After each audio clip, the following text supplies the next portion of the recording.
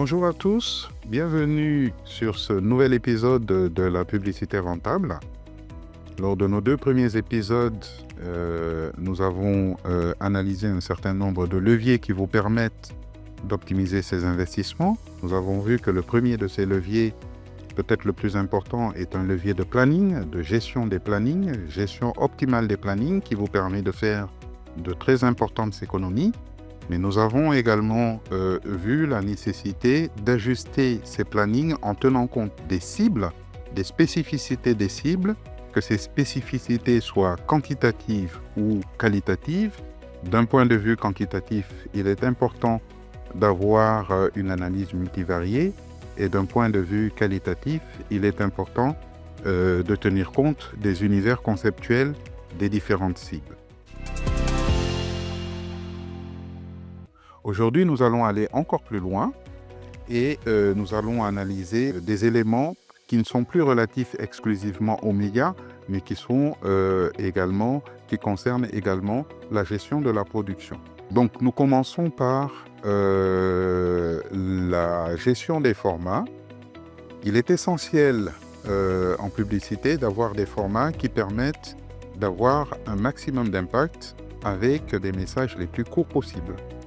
Nous avons malheureusement l'habitude au Sénégal d'avoir des publicités qui sont extrêmement longues et qui ne permettent pas d'optimiser le rendement de ces publicités en télévision.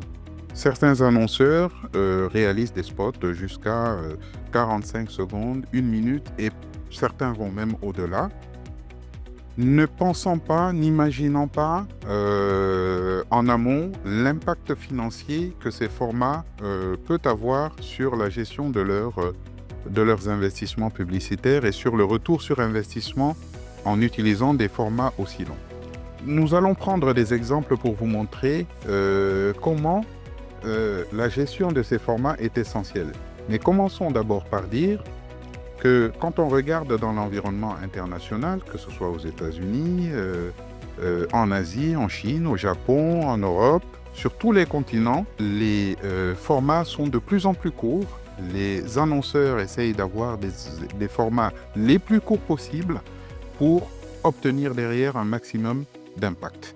Évidemment, il faut réussir à faire passer son message dans ce format court et donc il faut trouver la bonne idée, le bon insight qui permet de créer un maximum d'impact avec des formats les plus courts possibles.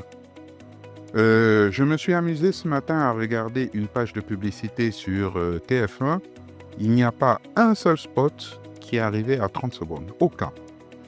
Alors que quand on essaye de faire l'exercice en sens inverse et qu'on regarde les pages de publicité sur RTS, TFM, Sen TV et toutes les autres télévisions locales, la grande majorité des spots sont des spots très longs et ces spots ne permettent pas d'optimiser l'investissement. Donc prenons cet exemple et regardons en termes d'investissement quelles sont les économies qui peuvent être réalisées grâce à la gestion des formats en utilisant les formats les plus courts possibles tout en permettant de garder un maximum d'impact. Commençons par analyser la réalité des investissements sur des formats longs et courts au Sénégal. En prenant les 10 premiers mois de 2024, nous aurons 284 186 968 francs CFA qui ont été dépensés en TV sur les formats courts de 30 secondes ou moins de 30 secondes. Sur la même période, les investisseurs ont investi 707 480 696 francs CFA sur des formats supérieurs à 30 secondes, ce qui montre l'appétence pour des formats longs au Sénégal. Et pourtant, les annonceurs ont tout intérêt à réduire la taille de leurs spots. Nous pouvons en juger en comparant les performances moyennes des spots de 30 secondes et de 45 secondes au Sénégal. Et pour ce faire, je vous propose de prendre l'indicateur du coût investi pour toucher 1000 personnes. Le graphe qui résulte de cette analyse montre la différence très nette des investissements entre des formats courts et des formats longs, ce qui est normal. Mais si nous avions un objectif théorique de distribuer 1 million de contacts, nous aurions besoin, avec les mêmes plannings que ceux qui ont été réalisés sur l'année 2024, nous aurions besoin sur la 2STV de 49 457 000 francs CFA pour des spots de 45 secondes, alors que le budget serait réduit à 28 483 000 s'il s'agissait de spots de 30 secondes. Sur la RTS, nous aurions besoin de 32 420 000 pour des spots de 45 secondes au lieu d'un budget de 26 299 000 francs CFA pour des spots de 30 secondes. Sur la Sen TV, nous aurions besoin de 35 418 000 francs CFA, tandis que 30 millions, un peu plus de 30 millions, suffirait à obtenir le même résultat avec des formats de 30 secondes. Enfin, sur TFM, qui était à l'époque de notre étude en 2019 la chaîne la plus performante, nous aurions besoin de 7 771 000 francs CFA au lieu de 14 millions, c'est-à-dire au lieu du double. Il y a donc des économies d'échelle importantes à réaliser en choisissant des formats plus courts et en essayant de planifier de manière intelligente ces campagnes.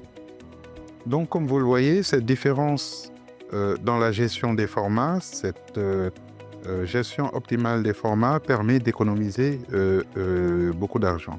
Mais ce n'est pas la seule source d'économie. Il y a d'autres sources d'économie. Et l'autre source d'économie sur laquelle nous devons insister, c'est la ventilation des investissements entre la production, obtenir des productions qualitatives, des productions qui donnent envie aux consommateurs de changer d'attitude ou d'adhérer aux messages proposés par les annonceurs, mais d'autre part, gérer également les budgets d'investissement média qui doivent être importants, car il ne sert à rien d'avoir le plus beau des spots s'il n'est pas diffusé. Si nous regardons de manière générale comment sont répartis ces budgets, nous constaterons que assez souvent, les annonceurs ont des formats, ont des productions qui sont très lourdes, et ces productions nécessitent un budget qui est supérieur au budget d'investissement média qu'elles consacrent derrière pour la diffusion et pour que le grand public suive et reçoive le message publicitaire.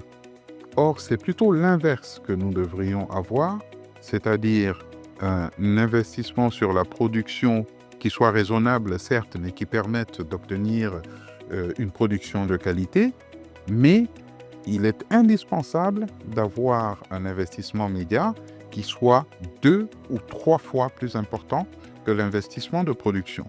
Donc voilà plusieurs leviers d'économie de vos investissements médias. Nous en avons vu 4. La gestion des plannings, la gestion des cibles, la gestion des formats et la répartition de vos budgets entre les investissements de production et les investissements sur les achats médias. Donc voilà quelques pistes qui vous permettent de faire des économies substantielles sur vos investissements médias. Et la semaine prochaine, nous allons aller encore plus loin. Et cette fois-ci, je vous propose d'analyser le média affichage, qui est le média le plus pauvre, celui qui bénéficie le moins de construction cohérente, puisqu'il n'y a aucune étude, en dehors de celle qui a été réalisée par l'ANIA récemment, aucune étude sur ce média affichage, en dehors des études post-campagne qui essayent de regarder par quelle source ceux qui ont vu la campagne ont été réceptifs aux messages diffusés.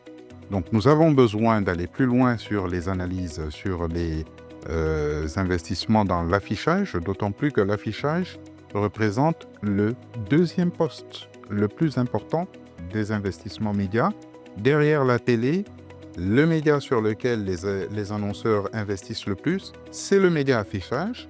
Raison de plus de trouver des justificatifs de ce niveau d'investissement important d'ajuster ses investissements et de regarder quels sont les impacts de ces investissements. Donc, nous nous retrouvons la semaine prochaine pour analyser les investissements sur l'affichage.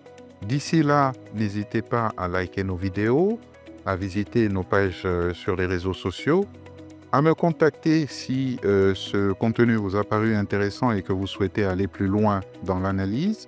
Vous pouvez m'appeler au 77 569 71 76 ou encore à aller visiter notre site internet lania-studies.com. Merci pour votre attention et à la semaine prochaine. Au revoir.